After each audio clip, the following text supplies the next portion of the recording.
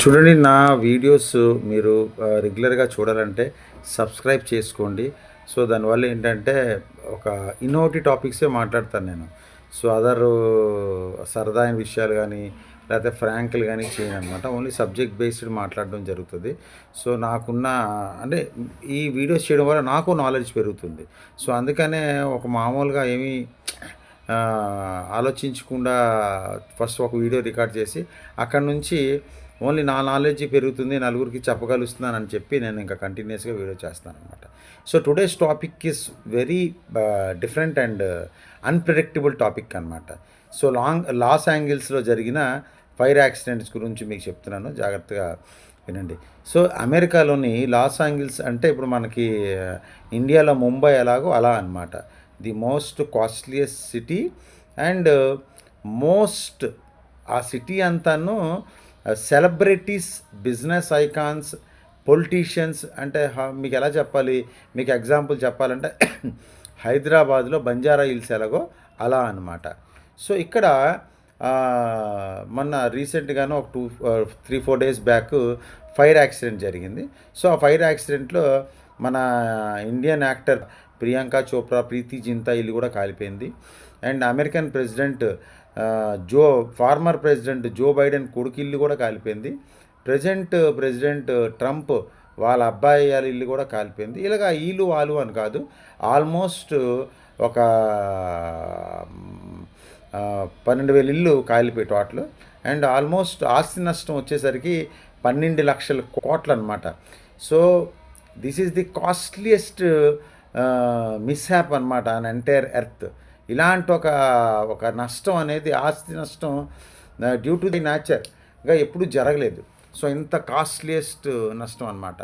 So ఇది జరిగింది. And దీనికి మనం టెక్నికల్ పాయింట్స్ చాలా ఉన్నాయి నేను మాట్లాడాలంటే. సో ఒక గంట మాట్లాడగలను, బట్ మీకు అర్థమైనట్లు చాలా ఈజీగా చెప్తాను, వినండి. సో దీనికి రీజన్ ఏంటి అని అంటే, చాలామంది పొలిటికల్ కాన్స్పిరెన్సీ అంటున్నారు, లేకపోతే ఇంకో టెర్రరిస్ట్ యాక్టివిటీ అంటున్నారు, సంథింగ్, అది పక్కన పెడితే. సో నాకు అర్థమైంది, నేను స్టడీ చేసింది, నేను ఎన్సైక్లోపీడియా చదివి, నేను డిఫరెంట్ వీడియోస్ చూసి, నేను ఏదైతే ఇన్ఫర్మేషన్ పెట్టుకున్నానో దాని ప్రకారంగా నా నిర్ధారణ ఏంటంటే, ఆ ఏరియాలో అప్ టు 2022 వరకును ఆల్మోస్ట్ ఒక 8 ఇయర్స్ ఎలాంటి వర్షాలు కూడా పడలేదన్నమాట. So almost it's a dry land. So ఎలా బతికారంటే, అక్కడ ఉన్న అందరు కాస్ట్లీయెస్ట్ బిజినెస్ మ్యాన్స్, వాళ్ళు ఎలా అయినా సర్వైవ్ అవ్వగలరు, అంత డబ్బు ఉంది వాళ్ళ దగ్గర. అలాంటి ఒక కాస్ట్లీ సిటీ అది. సో జూబ్లీ హిల్స్లో కూడా మీకు వాటర్ చాలా ఇబ్బందిగా ఉంటుంది. బట్ అసలు నేను ఫస్ట్ టైం జూబ్లీ హిల్స్కి వెళ్ళినప్పుడు నేను ఇండియాలో ఉన్నానా అమెరికాలో ఉన్నానా అని ఫీలింగ్ నాకు వచ్చిందనమాట. సో నా coming to the point. So అక్కడ అంత కాస్ట్లీయెస్ట్ ప్లేస్లోని సో ఎలాగా ఈ ఫైర్ యాక్సిడెంట్ జరిగింది. కొంతమంది సిగరెట్ అని పక్కన పెట్టియండి. సో నేనేం చెప్తున్నానంటే, అప్ టు 2022 వరకున్న ఆల్మోస్ట్ ఒక 8 ఇయర్స్ నీకు కంప్లీట్గా వర్షం పడలేదు. 8 ఇయర్స్ కంప్లీట్గా వర్షం పడలేదు. సో 2022లో అక్కడ ఫస్ట్ టైం వర్షం పడ్డది చాలా సంవత్సరాల తర్వాత. సో అప్పుడు ఏం జరిగింది, సో వర్షం పడిపోయిన ఒక 8-10 ఇయర్స్ ఎలాంటి ఒక సాయిల్లోని వాటర్, ఎలాంటి వర్షాలు గట్రా లేకపోతే ఒకేసారి వర్షాలు కానీ పడినప్పుడు బై డిఫాల్ట్ అక్కడ అసలు అక్కడ గ్రాస్ పెరిగే క్యాపబిలిటీ ఎక్కువ ఉంటుంది అనమాట. రేంజ్లో గ్రాస్ అంతా పెరిగిపోయింది, చెట్లు అంతా బాగా చెట్లు, మీ పెద్ద చెట్లు వదిలేండి, చిన్న చెట్లు, గ్రాస్ అండ్ చిన్న చెట్లు బాగా పెరిగిపోయి. సో దాని తర్వాత ఏం జరిగింది, మళ్ళీ ఒక లాస్ట్ మన 2024 నుంచి ఒక 8 నెలలు కంప్లీట్గా వర్షాలు పడలేదు. సో ఆ పెరిగిన గ్రాస్ అంతాను బాగా డ్రై అయిపోయి ఎలా ఉందన్నమాట, చిన్న అగ్గి సిగ్నల్ దొరికితే చాలన్నమాట, పెట్రోల్ తగలనట్లు తగలబడిపోతుంది. సో అలాంటి ఒక వెయిటింగ్ పీరియడ్లో అక్కడ ఉంది. అది అక్కడ జియోగ్రఫికల్ అట్మాస్ఫియర్ అలా ఉన్నదన్నమాట. సో అలాంటి పరిస్థితిలో 3 కండిషన్స్, అక్కడ నియర్ బై బీచ్ ఉంది కాబట్టి అక్కడ విండ్ ఫ్లో ఉంటుంది, ఆల్మోస్ట్ గంటకి 300-400 కిలోమీటర్ విండ్ ఫ్లో ఉంటుంది. సో దానివల్ల చెట్లకి మధ్యన ఆ ఫ్లో అయినప్పుడు రప్చర్ వల్ల వచ్చిన ఫైరో, ఎందుకంటే హ్యూజ్ ఎమిడిటీ, ఎక్కువ హీట్ ఉంటుంది అక్కడ. Point number 1. Point number 2, just ఎవరైనా సిగరెట్ మిస్యాప్ అలా పడిపోయిందో. పాయింట్ నెంబర్ 3 మెయిన్, ఎందుకంటే ఒకేసారి 4 దగ్గరలా అగ్గొచ్చింది అంటున్నారు.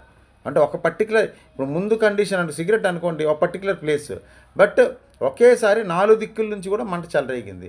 సో అది ఒక electrical wire short circuit or a conspiracy. So ఇప్పుడు మనం మాట్లాడుకోవాల్సింది ఇక్కడ నేను ప్రధానంగా హైలైట్ చెప్పాల్సిన టాపిక్ ఏంటంటే, అమెరికా లాంటి ఒక వరల్డ్ నెంబర్ 1 సిటీకి ఒక చిన్న కార్ ఇచ్చిచ్చు. అండ్ మోస్ట్ ఏంటంటే, అమెరికాలో ఇల్లు అనేవి అన్నీను దీంతో కడతారు, వుడ్తో కడతారు. సో అదొకటి బాగాను అడ్వాంటేజ్ అయిపోయింది అగ్గికి. అసలు ఎక్కువ with in very short period of time అంతా అసలు గ్రాప్స్ చేసుకోవడానికి.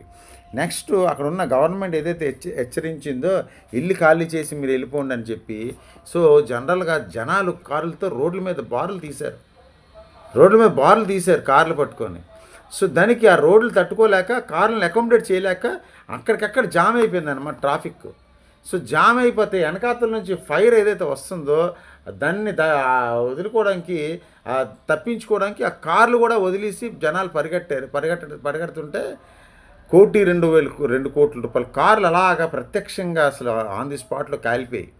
సో అది క్లియర్ చేయడానికి, సో ఏదైతే మన ఈ కార్లన్నీ ఎర్రగొట్టి క్రష్ చేసే మిషన్ ఏదైతే తెప్పించి రోడ్డు మీద తెచ్చారో, ఆ మిషన్ ద్వారా వేలాది కార్లు క్రష్ చేసుకొని అలాగ టైర్లు, అసలు బటన్లు, దాని తల స్పేర్లు ముక్కలుగా రోడ్ల మీద చెదిరైపోయాయి అనమాట. అన్నీ కాలిపోయి అసలు ఒక బూడిద ముద్దలా తయారైందనమాట అమెరికా. సో నా కమింగ్ టు ది పాయింట్, ఇలాంటి ఒక డెవలప్డ్ అమెరికన్ కంట్రీ ఒక కారు చిచ్చుని తట్టుకోలేక ప్రపంచంలోనే మేము నెంబర్ 1, మాకు తుమ్మొస్తే ప్రపంచం అంతా చలివేస్తుంది అన్న అమెరికా సో ఎలా కంట్రోల్ చేయలేకపోయింది? సో అంటే దీని అర్థం ఏంటి? మదర్ నేచర్ ముందు మనం జస్ట్ ఇసుక రేణువంత అనమాట మన తాలూకు లైఫ్. ఒకసారి కోవిడ్ పాండమిక్ వస్తే ప్రపంచం అంతా గడగడలాడిపోయింది. సో దానికి ఒక పాండమిక్కి, నేచర్ చేసే డిస్ట్రక్షన్కి, అంటే సపోజ్ మనం ఎర్త్ క్వేక్స్కి, సునామీస్కి, మన వరదలకి, సో దీస్ ఆర్ న్యాచురల్ కెలమిటీస్ అంటారు దీనికి. సో దాని ముందు ఎంత పెద్ద సిటీ అయినా, ఎంత పెద్ద రాజు అయినా, బెచ్చగాడైనా ఒకటే అనే మాట మనం ఇక్కడ గ్రహించాలి. సో సమ్టైమ్స్ ఏంటంటే దట్ ఎనీ గవర్నమెంట్, ఎంత అడ్వాన్స్మెంట్ ఉన్న గవర్నమెంట్ కూడా, ఈవెన్ అంత అడ్వాన్స్డ్ గవర్నమెంట్, అంత అడ్వాన్స్డ్ టెక్నాలజీ, ఒసామా బిన్ లాడెన్ని అక్కడ పాకిస్తాన్లో స్ట్రేస్ చేసి ఈజీగా చంపగల ఒక కంట్రీ కూడా ప్రపంచంలో ఎన్నో యుద్ధాలకి కారణమైన అమెరికా. అది ఎంతోమంది రక్తం అమెరికా మొహం మీద ఉంది. భారతదేశం ఒకే ఒక కంట్రీ అన్నమాట. సొంతంగా ఒక యుద్ధం కూడా మనం చేయలేదు. అమెరికా ఎలాంటి కంట్రీ అయినా వాళ్ళు యుద్ధం చేయరు, వాళ్ళు యుద్ధాలు చేయిస్తారు 2 దేశాల మధ్యన. వాళ్ళు 2 దేశాలకు కూడాను వాళ్ళు యుద్ధ సామాగ్రి అమ్మి డబ్బు సంపాదిస్తారు. యుద్ధ సామాగ్రి అమ్మి డబ్బు సంపాదించడంలో నేను ఎలాంటి తప్పు పట్టను. నేను వ్యాపారస్తుడు వ్యాపారం చేయాలి, కానీ ఆ అమ్మకానికి యుద్ధం క్రియేట్ చేయకూడదు. అది అమెరికా చేసిన పెద్ద తప్పు. ఇక్కడ తప్పు గురించి, రైట్ గురించి మనం చర్చించట్లేదు. నా కమింగ్ టు ది పాయింట్, అలాంటి ఒక డిజాస్టర్ని అమెరికా గుర్తించలేక 25 మంది ప్రత్యక్షంగా ఆ అగ్గిలో కాల్చి చనిపోయారు. ఎవరైతే ముసలోళ్ళు పరిగెట్టలేరో, తప్పించుకోలేరో, ఆల్మోస్ట్ అధికారంగా 25 మంది అంటున్నారు, అనధికారికంగా ఎంతమంది చనిపోయారు, అనధికారంగా ఎన్ని కోట్ల ఆస్తి నష్టపోయిందో. సో అలాంటి అగ్రరాజ్యమైన మన పెద్దన్న అమెరికాకే దిక్కు లేకపోతే ఒక్కసారి మీరు ఆలోచించండి, ఏం చేస్తారు? ప్రజలు తమంతా తాము జాగ్రత్తలు తీసుకోవాలి. అండ్ బై డిఫాల్ట్ ఇప్పుడు ఒక సెకండ్లో కదా, ఒక చిన్న ఫైర్ ర్యాపిడ్ అవ్వడానికి సెకండ్ దానికి ఏ గవర్నమెంట్ బాధ్యుడు? ఇప్పుడు కాలిఫోర్నియా, ఇప్పుడు లాస్ ఏంజల్స్ అక్కడ ఉన్న పొలిటీషియన్ ఎవరైతే ఉన్నారో, సెనేటర్ ఉంటారు, అతని బాధ్యుడా? లేకపోతే మన జో బైడెన్ ఇంతకుముందు ఆయన బాధ్యుడా? ఇప్పుడు ట్రంప్ బాధ్యుడా? ఎవరు బాధ్యులు కాదు. ఇది భగవంతుడి చేత న్యాచురల్గా జరిగే కెలమిటీస్ ఇవి. ఇది బై డిఫాల్ట్ జరుగుతుంటాయి. It's a process of life. ఇది మానవ తప్పిదానం కాదు, ఇది it's an accident. So accident, అందుకే నేను లా చదువుతున్నాను. మర్డర్కి అయితే అటెంప్ట్ టు మర్డర్ కానీ చాలా బలమైన సెక్షన్స్ ఉన్నాయి. అండ్ ఇంటెన్షన్ అక్కడ ఉంది, ఎందుకంటే గిల్టీ ఇంటెన్షన్ ఉంది, ఇల్ ఇంటెన్షన్ ఉంది. బట్ ఇక్కడ యాక్సిడెంట్ అయినేసరికి ఇంటెన్షన్ ఉండదు కాబట్టి ఎనీ యాక్సిడెంట్కి on the spot station bail ఇచ్చి పంపిస్తారు. దెర్ ఈజ్ నో జైల్, ఎందుకంటే ఇంటెన్షన్ ఉండదు. So this entire episode of America కూడా ఒక ఇంటెన్షన్ లేని ఒక యాక్సిడెంట్ ఇది. సో ఏ పొలిటీషియన్ మనం ఇక్కడ శిక్షించాలి? పొలిటీషియన్ని శిక్షించడం, గవర్నమెంట్ని నిందించడం కాదు. ఇటు బ్యూరోక్రాట్స్ కానీ, ఇటు పొలిటీషియన్స్ కానీ, ఇటు గవర్నమెంట్ కానీ, గవర్నమెంట్ సర్వీసెస్ కానీ, సివిలియన్స్ కానీ, ఆర్ ప్రైవేట్ ఎంప్లాయీస్ కానీ, పబ్లిక్ ఎంప్లాయీస్ కానీ, we have all come together and fight. ఆ ఫైట్ అంటే ఏంటి? దాన్ని ఆ విపత్తు నుంచి బయటికి రావడానికి మనం ప్రయత్నించాలి. ఇది యాక్చువల్ మన స్టాండ్ అవ్వాలి. తప్ప ట్రంప్ చేయించాడు, ఇది జో బైడెన్ చేయించాడు, లేకపోతే ఇంకోటి చేయించాడు, లేకపోతే ఇది మిలిటెంట్స్ చేయించారు. It's not the time to discuss all those things. So నా కమింగ్ టు ది పాయింట్, అదే పాయింట్ని మనం మొన్న జరిగిన మన తిరుపతిలో ఇన్సిడెంట్కి పట్టుకొని వస్తాను. ఇప్పుడు వైకుంఠ ఏకాదశి రోజు అక్కడ చనిపోయారు. ఎస్, ఐ డూ అగ్రీ, చనిపోయారు. మనం ఏం చేయగలం? సానుభూతి చూపించగలం. దానికి తగ్గట్టు చర్యలు ఏమైనా ఫర్దర్గా పునరావృతం కాకుండా ఆ ఇన్సిడెంట్ నుంచి మనం ఏం నేర్చుకోవాలో అనేది మనం చూసుకోవాలి. మీరు ఒకసారి ఆలోచించండి. According to the Sensex of 1940 మన పాపులేషన్ ఎంత? 30 crores. అప్పుడు తిరుపతి సైజు, ఆ గేట్ల సైజు, ఆ ఊరు సైజు అంతే. But now according to the Sensex of 2023-24 our population అధికారికంగా ఎంత? 150 కోట్లు భారతదేశ అధికారికంగా. సో బట్ వేరే తిరుమల భక్తులు 150 కోట్లతో సరిపోలేదు, 750 కోట్లు ప్రపంచ జనాభా నుంచి వస్తారనమాట. So the place is limited. Years గడుస్తున్న కొలదిన్నో జనాలు అనేవాళ్ళు పెరిగిపోతుంటారు. సో ఏ గవర్నమెంట్ దాన్ని కంట్రోల్ చేయగలదు? ఏ ఎంప్లాయీస్, ఏ ముఖ్యమంత్రి, ఇప్పుడున్న ముఖ్యమంత్రి, ఇంతకుముందు ముఖ్యమంత్రి, ఇంకో గవర్నమెంట్ ఎంప్లాయీస్, ఐఏఎస్ అధికారుల, గవర్నమెంట్ అధికారుల, ఎవరు బాధ్యులు దీనికి? ఎవ్వరు కాదు, మనం బాధ్యులు. ఆల్మోస్ట్ మనం వైకుంఠ ఏకాదశికి తెలుసు, ఇంట్లో ఉన్న పెద్దవాళ్ళే వెళ్తారు అక్కడికి. చిన్న మిడిల్ ఏజ్ కూరలు కానీ, యంగర్ ఏజ్ కూరలు కానీ వెళ్ళరు. సో అలాంటి ఒక ఓల్డర్ పీపుల్ అక్కడికి వెళ్ళి క్యూ కట్టి లైన్ గురించి, టికెట్ల గురించి ఆలోచిస్తున్నప్పుడు మన ఇంట్లో మనం ఆలోచించుకోవాలి కదా, అక్కడ ఎంత రద్దీ ఉంటుందో అనేది. దానికి తగ్గట్టు ప్రికాషన్స్ తీసుకొని కదా వెళ్ళాలి. ఇప్పుడు మాన్యువల్ టికెట్ వెయిట్ చేస్తున్నారంటే డెఫినెట్గా ఒకసారి గేట్ తీయగానే అందరూ వెళ్తారు. అసలు 1,00,000 మంది జనాలు వచ్చారనుకోండి, అసలు ఎంతమంది అధికారులను కంట్రోల్ చేయాలి? ఎంతమంది అధికారులు కంట్రోల్ చేయగలరు? అసలు అధికారుల చేతులు ఏమైనా ఉంటుందా? ఇప్పుడు మనం లిబియా గవర్నమెంట్ తీసుకుందాం. ప్రజలు తిరుగుబాటు చేశారు. గఫాడీని ఒక గృహలో ఉంటే నిర్బంధించి తీసి కుక్కలా చంపేశారు. అంటే ప్రజలు తిరుగుబాటు చేస్తే లక్షల్లో ఉంటారు జనాలు. ఆ లక్షల జనాల్ని ఎంత గవర్నమెంట్ కంట్రోల్ చేయలేదు. సో ఇక్కడ కూడా లక్షల్లో ఉన్నారు భక్తులు, వాళ్ళని కంట్రోల్ చేయలేరు. వద్దంటే మళ్ళీ వాళ్ళ మనోభావాలు తింటాయని మళ్ళీ వాళ్ళు దానికి రైట్స్, రిస్ట్రిక్షన్స్, దానికి మళ్ళీ ఇంకొక మీడియాలో, ఇంకొక దీంట్లో ఇది. సో రమ్మంటే ఇలాగా. సో ఇక్కడ మనం తెలుసుకోవాల్సిందంటే ప్రజలు ఇప్పుడు మన గవర్నమెంట్ కాకుండాను ప్రజలు స్వచ్ఛందంగా వాళ్ళ జాగ్రత్తలు వాళ్ళు పాటించాలి. ఇప్పుడు ఒక అమర్నాథ్ యాత్ర అనుకోండి, సంవత్సరంకి ఒకసారి తెరిచి ఉంటుంది. బట్ ఇక్కడ ఈ యాత్ర 7 రోజులు ఉంటుంది. అండ్ 365 రోజులు కూడా తిరుపతి అలాగే ఉంటుంది.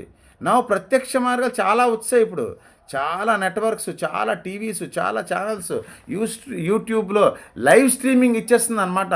అలా స్నానం చేసి మన సోఫా దగ్గర కూర్చుంటే టీవీ ముందు దేవుడు గురించి దర్శనం చేసుకొని హ్యాపీగాను మనం అసలు ఎలాంటి ఇబ్బంది లేకుండాను మనం ప్రార్థన చేసుకోవచ్చు. అల్టిమేట్గా మనం ప్రార్థన చేయడమే కదా మనకి ఇంపార్టెంట్. అలా అని నేను వెళ్ళొద్దు అని నేను ఎవరిని అన్నో, అది నా పని కాదు. అది వెళ్ళండి, కానీ దానికి తగ్గట్టు డెఫినెట్గా వెళ్తే ఇప్పుడున్న పరిస్థితిలో, ఇప్పుడున్న జనాభా కండిషన్కి ఇలాంటి స్టాంపేడ్స్ జరిగే అవకాశం ఉంటుంది. సో అలాంటి అవకాశం ఉన్నప్పుడు దానికి తగ్గట్టు సెల్ఫ్ ప్రికాషనరీ కండిషన్స్, అదే అంటారు కదా, prevention is better than cure అనేసి. సెల్ఫ్ ప్రికాషనరీ కండిషన్స్ మనం తీసుకొని మనం జాగ్రత్తగా మనం ఎలాంటి ఇబ్బందులకు కూడా అక్కడ గురి కాకుండాను మన వెనకాతల మన పిల్లలో లేకపోతే అక్కడ ఉన్న క్రౌడ్లో ఓపెన్ చేసేటప్పుడు మనం ఎలాగ ముందుకు వెళ్ళాలి. సో కొంత సమయం ఇచ్చి అని చెప్పి ఒక క్యూ పద్ధతి మనకు మనం నియంత్రించాలి తప్ప గవర్నమెంట్ నియంత్రించలేదు ఇలాంటి దానికి. ఎందుకంటే యూజ్ పాపులేటెడ్ కంట్రీ ఇది, మనకున్న హ్యూమన్ రిసోర్సెస్ తక్కువ. సో గవర్నమెంట్ ఏం చేస్తుంది? ఏ గవర్నమెంట్ కానీ, ఏ ముఖ్యమంత్రి కానీ, ఏ గవర్నమెంట్ అధికారి కానీ ఇలాంటివి అవ్వాలని కోరుకుంటారా? వీళ్ళు అయిపోయిన తర్వాత మళ్ళీ దానికి ఒక పోస్ట్ మార్టంకి డిఫరెంట్ స్టేట్మెంట్లు, డిఫరెంట్ ఇబ్బందులు, మళ్ళీ పాపం వాళ్ళకి అదే ఇబ్బంది. ఉన్న సమస్యనే సెట్ చేస్తారా, లేకపోతే ఈ మీడియా ఉన్న ఈ సమస్యనే సెట్ చేస్తారా? ఒకసారి ఆలోచించండి మీరు. సో అంత పెద్ద అమెరికాకి చేత కాలేదు. సో బిఫోర్ సమ్ ఒక ఇలాంటి ఒక హెల్ప్లెస్ సిచ్యువేషన్స్లో ఏంటంటే మనం ఎవరిని నిందించకూడదు. ఫస్ట్ ఆఫ్ ఆల్ దానికి నివారణ చర్య నేటి ఇమీడియట్గా తక్షణ దానికి ఇదేంటి. ఒకసారి నా వీడియో మీకు నచ్చినట్లయినా, సో నేను చెప్పిన దాంట్లో ఏదైనా పాయింట్ ఉన్నట్లయినా, ఇలాంటి వీడియోలు మంచి వీడియోలు నేను చేస్తూ ఉంటాను. సో మీరు మిస్ కాకుండా ఉండాలంటే ప్లీజ్ సబ్స్క్రైబ్ చేసుకోండి. సో దానికి షేర్ చేయండి, లైక్ చేయండి. Thank you so much.